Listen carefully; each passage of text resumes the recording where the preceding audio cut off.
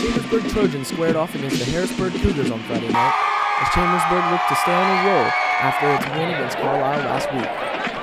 Harrisburg got on the board first when Mikel Clark hit Martese Clark on a beautiful touch pass across the middle to give the Cougars the early lead.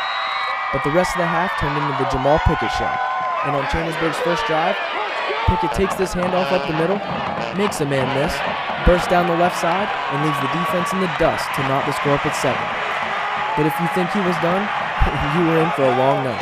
After a touchdown by Harrisburg made the score 13-10, Pickett takes the kickoff and does what he does best, going untouched all the way to the house to give the lead back to the Trojans. And if 2 touchdowns are good, why not add another, as Pickett does damage once again, punching in this one from 5 yards out to give the Trojans a 24-13 lead, marking his third of a total 6 touchdowns in the game. But wide receiver J.T. Hopper had seen enough of the Pickett show and wanted to get in on the action himself.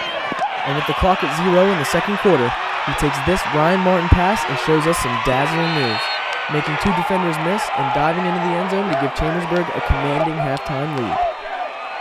But Harrisburg wasn't going anywhere, and in the fourth quarter, Clark caught fire, bringing his team within 5 after trailing by as many as 18 in the second half.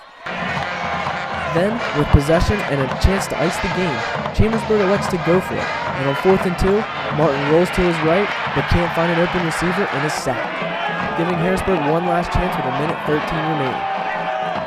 And they wasted no time covering ground either, as wide receiver Carlos Balcom gets behind the defense on this deep pass and Clark doesn't miss, completing the pass and putting the Cougars in Trojan territory.